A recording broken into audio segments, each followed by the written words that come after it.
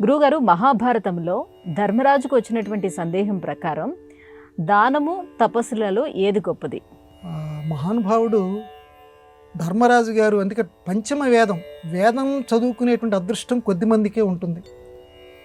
పాఠం చదువుకున్నా అందులో ఉండేటువంటి అర్థం తెలియటం చాలా కష్టం. కాబట్టి మనందరి అదృష్టం కొద్దీ ఆ వేదవ్యాస భగవానుడు ఆ 4 వేదాల్లో చెప్పినటువంటి సారం పంచమ వేదం కింద 5వ వేదం కింద మహాభారతం రాశారు.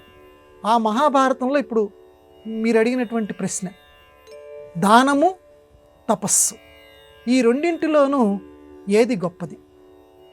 ఈ రెండింటిలోనూ ఏది గొప్పదంటే విస్పష్టంగా చెప్పారమ్మా. తపస్సు అనేటువంటిది వ్యక్తిగతం, దానము అనేటువంటిది సామూహికం. ఎందుకని? తపస్సు అనేటువంటిది తను ఉద్ధరించబడతాడు.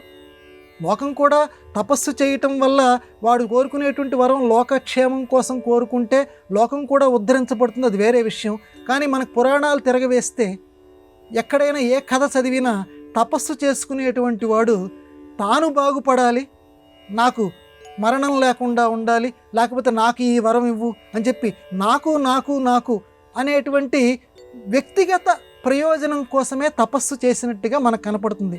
లోకం యొక్క హితం కోసం తపస్సు చేసినటువంటి వాళ్ళు చాలా చాలా చాలా అరుదు. కానీ దానం ఉన్నది చూడండి, ఈ దానం అనేటువంటిది సామూహికం. సామూహికం అంటే ఎప్పుడూ కూడా ఇతరులకి ఇవ్వాలి. దీన్ని ఆధునిక కవి ఇచ్చుటలో ఉన్న హాయి వేరెచ్చటను లేనే లేదని. ఇచ్చుటలో ఉన్న హాయి, ఇవ్వటం, అది అనుభవించినటువంటి వాళ్ళకే తెలుస్తుంది. దాచిపెట్టుకునేటువంటి వాళ్ళకి అది తెలియనే తెలియదు. లోభివాని సంప ఒకటే మార్గం ఉందన్నాడు వేమన్న గారు. వాడి సొమ్ము గనక ఎవడైనా దొంగిలిస్తే దొంగ వాడంతటా వాడే చనిపోతాడు అన్నాడు. దాచిపెట్టడంలో ఎప్పుడూ కూడా భయం ఉంటుంది, ఇవ్వటంలో దానంలో ఎప్పుడూ కూడా ఆనందం ఉంటుంది. ఆనందో బ్రహ్మ. కాబట్టి ఉన్నంతలో ఎప్పుడూ కూడా దానం చెయ్యాలి. దానము తపస్సుల్లో దానం అనేటువంటిదే చాలా చాలా చాలా గొప్పది. ఎందుకంటే కష్టపడి సంపాదించినటువంటి సొమ్ము, ఆధునిక కాలంలో ఎవరిని అడిగినా చెప్తారు. ఆ సొమ్ములో, ఒరే నువ్వు సంపాదించిన దాంట్లో 90 రూపాయలు, నాకు 100 రూపాయలు నువ్వు సంపాదించావు కదా, 90 రూపాయలు నాకు ఇవ్వరా అంటే ఇస్తా, నీకోసం నేను చేశా అని చెప్పి వెంటనే ఈసడింపు కింద అంటాం. ఎందుకంటే కష్టపడ్డాం కాబట్టి అందులో ప్రతి రూపాయికి మన కష్టం ఉంది కాబట్టి ఇతరులకు ఇవ్వాలి అని అంటే ప్రాణం వెలవెలలాడిపోతుంది. కాబట్టి సహజం ప్రతి మానవుడికి. కానీ అందులో 10 రూపాయలు నావి కావు.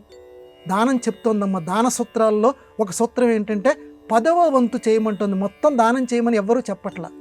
కణిక నీతి అని ఒక నీతి ఉంది, విదుర నీతి అని ఒక నీతి ఉంది. ఇలాంటి నీతి శాస్త్రాలన్నింటిలో కూడా చెప్పినటువంటి విషయం ఏంటంటే దానంలో 10వ వంతు, మీరు సంపాదించినటువంటి సంపాదనలో 10వ వంతు నాది కాదు.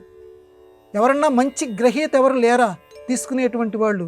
తిరుమల వెంకన్న నిధి ఉంది, లేకపోతే ఇంకొక దేవాలయంలో నిధి ఉంది, ఆ హుండీ ఉంది, ఆ హుండీలో వేసేసి సద్వినియోగం అవుతుంది. ఒక తిరుపతి హుండీలో వేస్తే, లేకపోతే ఇంకొక నిధిలో వేస్తే దాని ద్వారా కొన్ని వందల సంస్థలు నడుపుతున్నారు ఆ డబ్బుతోటి. కాబట్టి మనం చేసేటువంటిది అది కూడా దానం కిందకే వస్తుంది. పరమాత్మ అనుగ్రహిస్తాడు. కాబట్టి దానం అనేటువంటిదే చాలా గొప్పది. అందువల్ల తపస్సు అనేది తక్కువదని కాదు, రెండు గొప్పవే. కానీ రెండింటిలో తారతమ్యంగా ధర్మరాజే తేల్చినటువంటి విషయం దానం చాలా గొప్పది. కాబట్టి దాన గుణాన్ని, ఇతరులకు ఇవ్వటం అనేటువంటి మంచి గుణాన్ని ప్రతి ఒక్కరూ అలవర్చుకునేదరు గాక.